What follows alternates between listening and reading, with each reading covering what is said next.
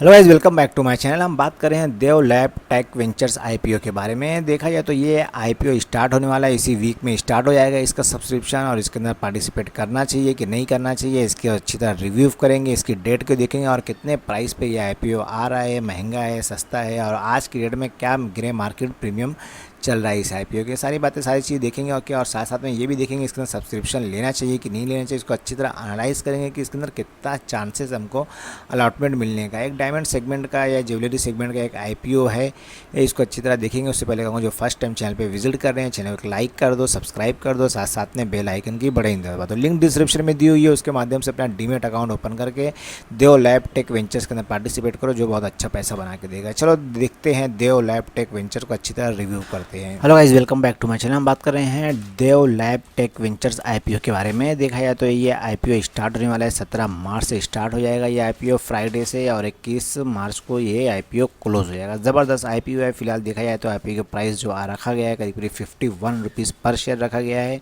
और साथ साथ में इसका फेस वैल्यू देखा जाए तो करीब करीब 10 रुपये रखा गया है। आईपीओ के साइज़ के बारे में बात करते हैं, करीब करीब 11 करोड़ 22 लाख का एक आईपीओ है, जो एक एसएमई आईपीओ है। और बात करते हैं इसकी लिस्टिंग की, तो हमको ये लिस्ट होता हुआ दिखाई देगा, बीएससी एसएमई पे लिस्ट होता हुआ दिखाई देगा, क्योंकि ये एसएमई आईपीओ है जिसके अंदर सिर्फ और सिर्फ लॉट के अंदर ट्रेडिंग होती है। तो देखा जाए तो इसका लॉट करीब करीब एक लॉट के अंदर 2000 शेयर रखा गया है। मिनिमम और मैक्सिमम एक लॉट ले सकते हैं रिटेल, और एक से ज़्यादा लेंगे तो इस तरह से कैटेगरी में आ जाएंगे, तो उसमें अप्लाई करना पड़ेगा। फिलहाल चलो देखते हैं आईपीओ को डिटेल देख लेते हैं।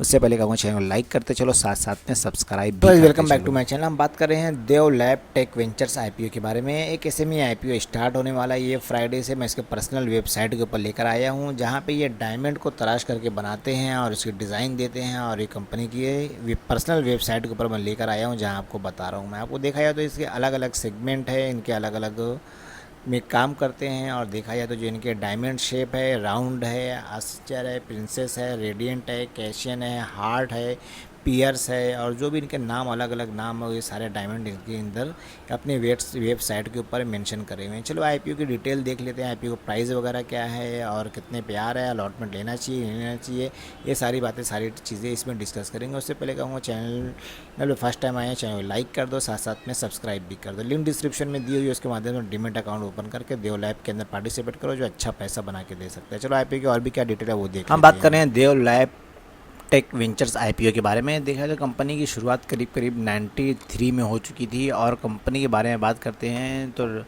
Dev lab tech venture limited the premier lab ground diamond and jewellery manufacture करती है, और साथ साथ में company register office situated in Bhavnagar Gujarat के अंदर इसके अंदर रजिस्टर है, और थ्रू द सेल्स ऑफिस है। और बात करते हैं कंपनी के बारे में, तो recently started manufacture of lab ground diamond earlier of this year, entitled was the engaged processing of natural diamond only. The company has developed expert skills over the year in mapping, designing, cutting and polishing with innovation, extracting optimum output, less wastage while transferring through the natural polished diamond.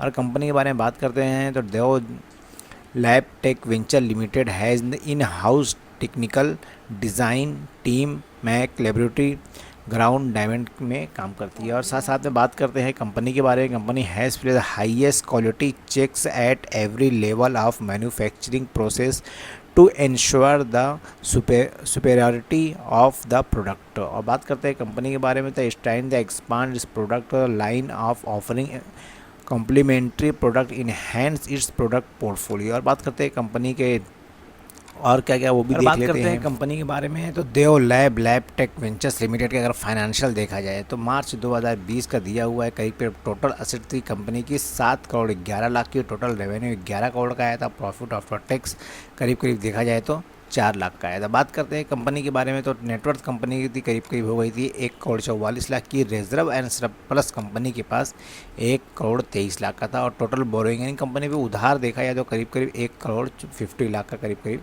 उधार भी था। और बात करते हैं मार्च 2021 के बारे में, तो कंपनी की टोटल असेट 7 करोड़ की थी, टोटल रेवेन्यू 12 करोड़ का आया था, प्रॉफिट देखा जाए तो करीब 3 लाख का प्रॉफिट हुआ था। और साथ साथ में कंपनी का नेटवर्थ देखा जाए तो करीब कंपनी की नेटवर्थ हो गई थी 1 करोड़ 48 लाख की, और रिजर्व एंड सरप्लस कंपनी के पास हो गया था 1 करोड़ 27 लाख का। कंपनी पर बोरोइंग बढ़ती चली जा रही है, करीब 1 करोड़ 77 लाख की टोटल बोरोइंग हो गई थी। मार्च 2022 के अंदर देखा जाए तो टोटल असेट करीब करीब 8 करोड़ 88 लाख की थी।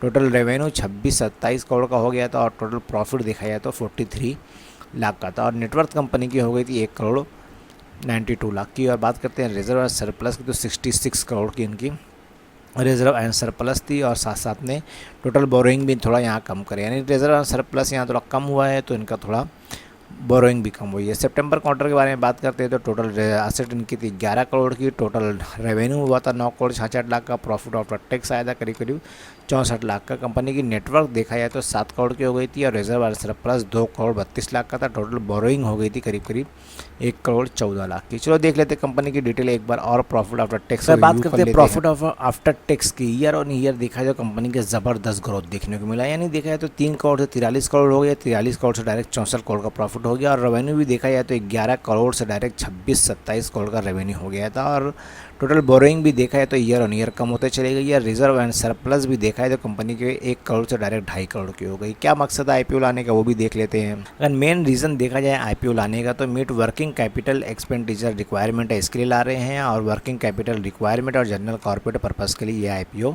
लाया जा रहा है। फिलहाल चलो देख लेते हैं मेन डेट वगैरह क्या है आईपीओ की, वो भी देख लेते हैं और साथ साथ में आईपीओ का प्राइस वगैरह भी देख लेते हैं। उससे पहले मैं कहूँगा चैनल को लाइक कर दो, साथ साथ में सब्सक्राइब। हम बात करें देव लैब टेक वेंचर्स आईपीओ के बारे में तो देखा जाए ये आईपीओ की शुरुआत हमको देखने को मिलेगी करीब करीब 17 मार्च 2023 को देखने को मिलेगी और 21 मार्च को क्लोज हो जाएगा। नहीं, इसी वीक में ये आईपीओ स्टार्ट होने वाला है फ्राइडे से। और इसका फेस वैल्यू 10 रुपया रखा गया है। आईपीओ प्राइस 51 रुपीज़ रखा गया है आईपीओ प्राइस की। जैसे मैंने बताया एक लॉट के अंदर करीब करीब 2000 शेयर्स रखे गए हैं, बाय कर सकते हैं। और कम से कम रिटेल को कम से कम एक लॉट लेना पड़ेगा जिसके अंदर 2000 शेयर्स मिलेंगे। और साथ साथ में इशू साइज़ के बारे में बात करते हैं तो टोटल इशू देखा जाए 11 करोड़ 22 लाख का ये आईपीओ है। पूरा की पूरा आईपीओ ये फ्रेश इशू रखा गया है। और ये बात करते हैं लिस्टिंग की तो हमको बीएससी एसएमई पे लिस्ट होता हुआ दिखाई देगा क्योंकि ये एसएमई आईपीओ है। और भी क्या डेट है वो देख लेते हैं। बात करते हैं कोटे की। अगर आईपीओ कोटा देखा है तो करीब करीब एच9 को जो कोटा दिया गया वो 50% दिया गया है। और जो रिटेल को शेयर्स जो 50% ऑफर हुए हम जैसे आप जैसे